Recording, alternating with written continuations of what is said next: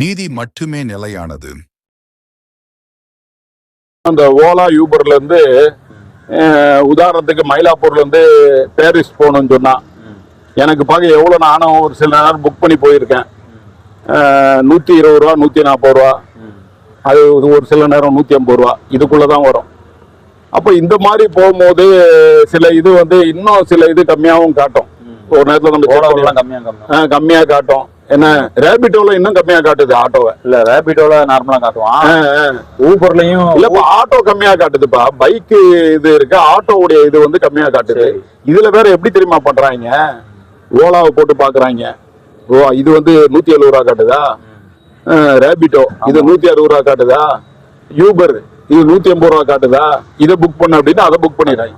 ஒவ்வொரு ஆப்பும் ஒரே அமௌண்ட் காட்டாது. ஆமா டிஃப்ரெண்ட் காட்டுறாங்க. எல்லாமே எதுல குறைச்சி காட்டுதோ அதை பண்ணிடுறாங்க. இப்ப இதுல உச்சபட்சத்துல இருக்கிறது ரேபிடோ நார்மலா கொடுக்குறாங்க. சரி கட்டுப்படி ஆகிற மாதிரி இருக்கு, கட்டுப்படி ஆகிற மாதிரி இருக்கு. சரி கட்டுப்படி ஆகாது ஓரளவுக்கு. இந்த ரெண்டு ஆப்பையும் ஓலாவையும் ஊபரையும் கனெக்ட் பண்ணும்போது ரேபிடோ வந்து பெஸ்ட். சரி இன்னைக்கு ஆட்டோ ஓட்டுநர்கள் எல்லாமே பெரும்பாலும் வந்து ரேபிடோக்கு தான் அதிகமான முன்னுரிமை கொடுக்குறாங்க. ஆட்டோ அதுலதான் ஓட்டுறாங்களா, அந்த ஆப்ல தான். ஆமா சரி சரி. இதுல வந்து அந்த கட்டணத்தை காமிக்கிறாங்கல்ல, இதுல என்ன பிரச்சனை அப்படின்னு சொன்னா, இப்ப நீங்க சொல்றீங்க மயிலாப்பூர்ல இருந்து பாரிஸுக்கு வந்து கிட்டத்தட்ட ஒரு 8 கிலோமீட்டர் 9 கிலோமீட்டர் வருது. சரி அப்ப இந்த 9 கிலோமீட்டருக்கு தேவையான அமௌண்ட் வந்து அவங்க தரல. 120 ரூபா எங்க கட்டுப்படி ஆகும்?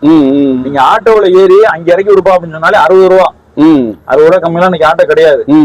இப்ப நீங்க மயிலாப்பூர்ல இருந்து நீங்க இந்த ட்ரிபிள் கேணி வரீங்கன்னு சொன்னா 100 ரூபா. ஆமா எவ்வளவு ஒரு 3 கிலோமீட்டர் இருக்கும். இல்ல ஆப்ல கூட 100 ரூபா தான் காட்டுது. இல்ல சொல்ல வரேன் அந்த ஆப்லயே அதான் காட்டுது. ஆமா அப்படி இருக்கும் பொழுது 8 கிலோமீட்டருக்கு 120 ரூபா போறது வந்து எந்த வகையில நியாயம்? அது வந்து ஏத்துக்கவே முடியாது. அப்ப நம்ம என்ன சொல்றோம்னு சொன்னா, ஒண்ணு அமௌண்ட வந்து கரெக்டா நாங்களும் சந்தோஷமா ஆட்டோ ஓட்டுநர்களும் சந்தோஷமா இருக்கிற மாதிரி போடுங்க. கிலோமீட்டருக்கு ஒரு 25 ரூபாய்க்கு போடணும். அப்படி இல்லையா டோட்டலா அந்த அமௌண்டே காமிக்க கூடாது. இப்ப நீங்க புக்கிங் வருதுல, ஆமா பெல் அடிக்குது, புக்கிங் மயிலாப்பூர்ல இருந்து பாரிஸுக்கு போகணும், அமௌண்ட் காமிக்க கூடாது. சரி அமௌண்ட் வந்து நீங்க டைரக்டா டிரைவர்கிட்ட பேசி வந்து பிக்சர் பண்ணீங்கிற ஒரு ஆளு. ரொம்ப பேரு நான் வரமாட்டேன்னு கலாட்டா பண்ணிட்டு போயிடுவாங்கல்ல. யாரு சும்மாவே இப்பவே வந்து இவ்வளவு 20 ரூபா எக்ஸ்ட்ரா கொடுத்தாதான் வரும்னு சொல்றான் ஆட்டோ டிரைவர். எக்கச்சக்க நம்ம என்ன சொல்றோம்னு சொன்னா அது பிரச்சனை ஆகும் தம்பி. இல்ல அமௌண்ட் நீங்க காமிக்காதீங்க. இங்க ஒரு ஆட்டோ கிடையாது, 1000 லட்சக்கணக்கான ஆட்டோவில் இருக்கு. ஒருத்தர் வரலைன்னா இன்னொருத்தர் வருவாரு. இல்ல அவன் அர்ஜென்ட்டுக்கு தான் போறான். ஆட்டோல போறவன நல்லா கவனிக்கணும். அரை மணி நேரத்தை 3/4 மணி நேரத்துல போய் சேரணும்ன்ற ஒரு இக்கட்டத்துல தான் அவன் ஆட்டோ பிடிக்கிறான். இல்லாட்டி பஸ் பிடிக்க போயிட மாட்டானா? இல்லங்க ஒரு நிலையில இருக்கிறவன் 4 பேர் வந்து இந்த அமௌண்ட் 200 ரூபா தான் சொல்லி அவன் பிக்ஸ் பண்ணிடுவாங்க எல்லாரும் சேர்ந்து. மயிலாப்பூர் வந்து பாரிஸ் தான் 200 ரூபான்னு பிக்ஸ் பண்ணிருப்பான். இவன் 180 ரூபாய்க்கு இதுக்கு முன்ன போயிட்டு இருப்பான். இவன் 200 ரூபா கேட்டா வந்து அவன் என்ன செய்வான், டக்குன்னு அதை வந்து எல்லாரும் கேன்சல் பண்ணிடுவான். இவனு என்ன ஆகும், அப்படி லேட்டா சில பேர் பணத்தை ரொம்ப பாப்பாங்க. இல்ல பணத்தை பார்க்காதான் போயிருவான்.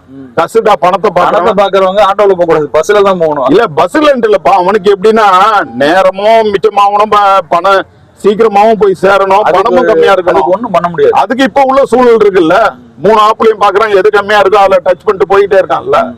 அந்த மாதிரி ஒரு இந்த ஆப்ல நீங்க போட்டாலும் கார் நீங்க புக் பண்ணாலும் நமக்கு கட்டுப்படி ஆனா மட்டும்தான் நம்ம போக முடியும்.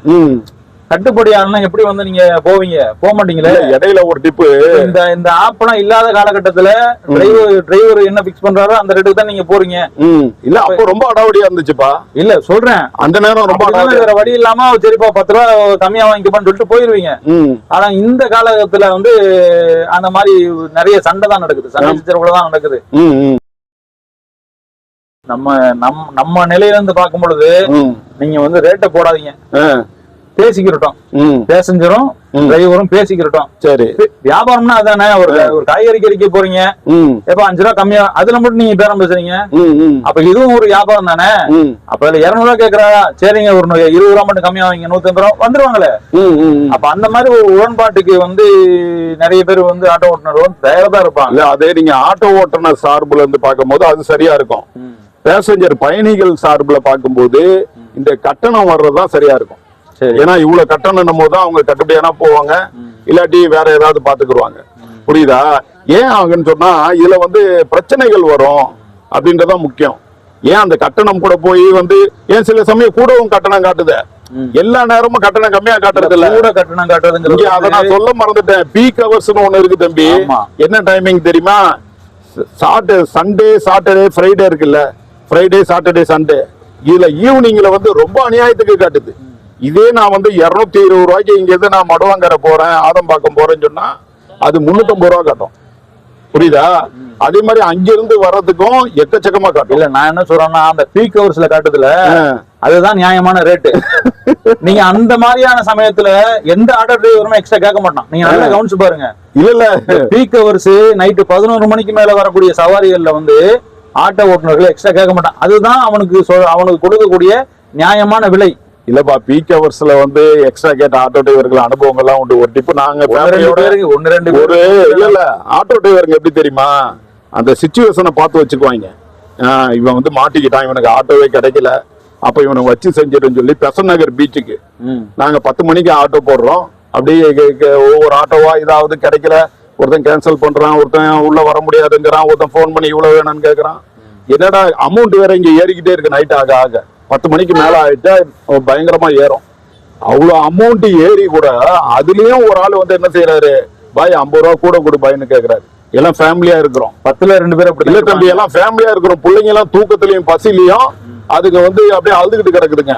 இப்ப சீக்கிரம் போய் ஆகணும். அப்ப என்ன, அந்த சூழலுக்கு நம்ம வந்து அதிக அமௌண்ட் கொடுத்து நாங்க என்ன செஞ்சோம், எங்க வீட்டுக்கு வந்து சேர்ந்தோம். அப்போ வந்து அவனும் ஆட்டோ டிரைவர்களும் சாதாரண ஆள் கிடையாது. லேசா மழை தூர்னாலே ஆஃப் பண்ணிடுவாங்க, தெரியல. இப்ப மழை பெய்யுதுன்னு வச்சுக்க, ஆப்பிட்டு இது போட்டா ஓட்டுறான், ஆஃப் பண்ணிடுவான். ஆஃப் பண்ணிட்டு கஸ்டமர் வருவாங்கல்ல, அவங்களதான் ஏத்துவாங்க. புரியுதா? அப்ப அந்த மாதிரி இந்த சூழ்நிலையை பார்த்து ஆட்டோ டிரைவர்கள் என்ன செஞ்சிருது, பொதுமக்களுக்கு ஆப்பு வைக்கிற காரியமா நிறைய இருக்கு. புரியுதா? அதெல்லாம் சொல்லக்கூடாதுல்ல. நான் தான் சொல்றேன், 10ல 2 பேர் அப்படி இருப்பாங்க. 10ல 2 பேர் அப்படி இருக்க மாட்டாங்க. 2 பேர் தான் கொஞ்சம் நியாயமா பாப்பா. நீ வேணா இருப்ப போல பொழைக்க தெரியாதவன். மத்தவங்க எல்லாம் வந்து ஆஃப் பண்ணிட்டு கஸ்டமரை 100 ரூபாய்க்கு போற இடத்துக்கு 200 ரூபாய்க்கு ஏத்திட்டு போறாங்க. இது நானே வந்திருக்கேன், போயிருக்கேன், என் அனுபவமே இருக்குன்னு சொல்றேனே. சரி சரி, புரியுதா? இந்த மாதிரி சூழல்லாம் இருக்கு. அதனால எதுவா இருந்தாலும் சரி, ஆனா இவங்க 2 பேருக்கும் சுமூகமா இருக்கணும். இதுல எப்பவுமே ஒரு போட்டிகள் அதிகமா நிலவும் போது மக்களுக்கு வந்து இதுல வந்து பிரயோஜனம் கிடைக்கும். புரியுதா? இப்ப சரவணா ஸ்டோர், இந்த ஸ்டோர்னு சொல்லி வந்து அந்த விலையை வந்து உடைச்சு விட்டாங்கல்ல, அதுக்கப்புறம் தானே அந்த பொருள்களுடைய விலையை குறைஞ்சிச்சு. சரவணா ஸ்டோர் போனா அந்த அப்படி கொடுக்குறான் இப்படி கொடுக்குறான்னு வெறுப்பேத்திய எல்லா வியாபாரியும் ஒரு தாளிச்சுட்டாங்கல்ல மக்கள். அந்த மாதிரி இந்த போட்டிகள் நிலவும் போதுதான் பெருவாரியான மக்களுக்கு இதுல பயணிக்கிற பேசஞ்சர்களுக்கு வந்து அவங்களுக்கு ஒரு லாபகரமான ஒரு இது இருக்கு, அவங்களுடைய ஆதரவு இருக்கு. இப்ப பைக் டாக்ஸி எடுத்துட்டா என்ன ஆகும், ஆட்டோக்காரர்களுடைய அட்டகாசம் தலை விரிச்சு ஆடும், பழைய நிலைமைக்கு போக வேண்டிய சூழல் வந்துடும் சொல்லிட்டு அந்த பேசஞ்சர்களாக இருக்கக்கூடிய என்னை மாதிரி ஆட்கள் வந்து என்ன செய்யறாங்க, ரொம்ப பயப்படுறாங்க. அதனால நம்ம பைக் டாக்ஸியும் இருக்கணும், ஆட்டோவும் இருக்கணும், எல்லாமே இருந்தாதான் மக்களுக்கு ஒரு இதா கிடைக்கும் அப்படின்றத நம்ம இந்த நேரத்தை செய்ய நினைவு குறிக்கும்.